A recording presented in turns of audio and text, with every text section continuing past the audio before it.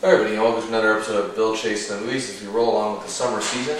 And first up this week, in our very short episode, we have one of the most anticipated films of the year, that of course being Inception. This is the latest brainchild from the great Christopher Nolan, who of course achieved high notoriety after the big success critically of Memento, and then of course moved on to other great films, most notably the new Batman series, including Batman Begins, an amazing film in its own right, and the cinematic masterpiece known as The Dark Knight.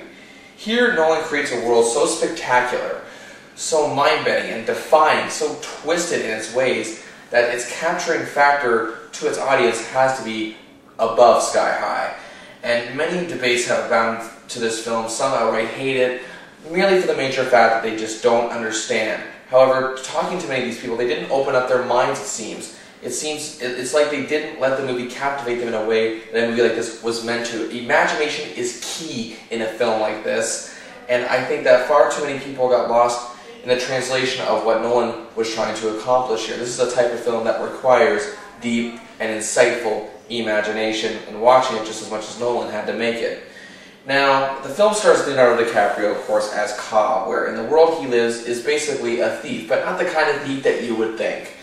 He has a method known as dream invasion. He steals what is possessed in the minds of his victims. However, the job he undertakes here is a chance to totally redeem everything wrong that he has ever done, and the things he's stood for, which have often been questionable. Now, however, this job is a little more difficult than the others, as now, rather than steal an idea, he must plant one. This has never been done before. But of course, a dangerous counter team is on his trail, making things difficult. Now that right there is just a basic synopsis of the film. You can get that anywhere on the internet. But if I were to say anything more about this film, detailing any more of the plot, I'd be depriving you as a moviegoer to experience this remarkable realm of filmmaking that Christopher Nolan has achieved here. He achieves something that will frustrate, enthrall, surprise, confuse, and downright bewilder its audience. But that's what is part of this movie's charm. Now, the great supporting cast includes the wonderful Ellen Page. You, of course, all know her as the great, role of Juno MacGuff in, of course, 2007's Juno, the best film of the year that year. And she is really wonderful here.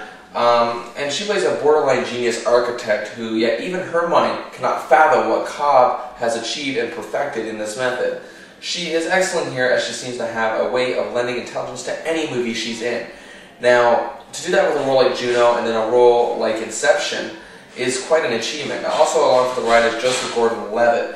Of course, he was known big last year for 500 Days of Summer. He continues to achieve notoriety as a fantastic actor and is also great here as Cobb's associate Arthur. Now, the rest of the supporting crew really lends a lot to this film, including Oscar nominee Ken Watanabe, best known for The Last Samurai, Cillian Murphy, whose devilish charms can just lend substance to just about any role he can play.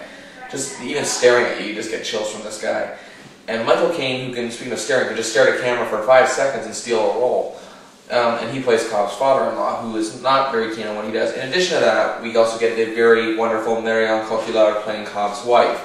And it's also great to see former Platoon star, Oscar nominated for that film, and Major League star Tom Berenger back on the big screen, as it's been, I say, at least since Training Day was the last time I saw him on the movie theater. But anyway, moving on. This brings me back to DiCaprio now. As the old film critic cliche goes, he was born to play the role of Cobb. Now, he may be the film's hero, but in the reality written into the story, he's a hero to nobody, and isn't exactly an upstanding person.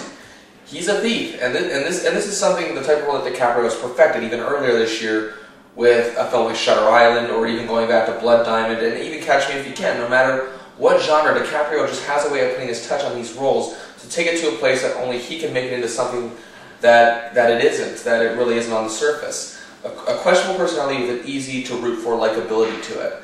Now, sometimes this film does degenerate into a standard action film, but again, it's another one of the film's charms. With a top-notch cast like this, it's easy to go wrong as well. Is another thing I want to bring up, is that it seems like ever since Crash, many directors seeking Oscar achievements often try to overstack a film with, many great actors, but they either drown out the material, or the material isn't good enough for them and they have to work above it, which just never ever equates into a good situation.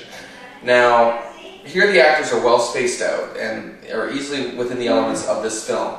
I have to believe that after the uproar of the Dark Knight snubbing as well, that the Academy will have to take notice of Nolan here. However, if I were to choose what film to nominate DiCaprio for this year in terms of performance, I would go with Shutter Island, which was more of a film to stretch out a great performance. While he's great here, do not get me wrong, I just think I would, and I wouldn't balk at a nomination if he got one, I just think as a stretch of an actor, he had more room to go with Shutter Island in terms of an individual performance. I also hope Ellen Page gets some consideration, as she really, again, lends just so much intelligence to this movie. And also Michael Caine for his small role, I could see him being up for supporting actor. Inception is what filmmakers can only dream of making, and Nolan made that dream come true here. When I said there are people who don't care for this film, I can understand some people maybe just didn't like it, and that's okay. However, the general consensus of what I've listened to is that people just fear movies that provoke thought and the elements of imagination that were never really explored. I know that sounds like dangerous territory for some people in terms of mentality, but that's really what you got to do to really truly stomach and absorb this film. This is a cinematic experience as well as a masterpiece. So give it another try, or maybe just wait 20 minutes until you take it in. Inception is remarkable, and I have no problem ranking it with the perfect 5.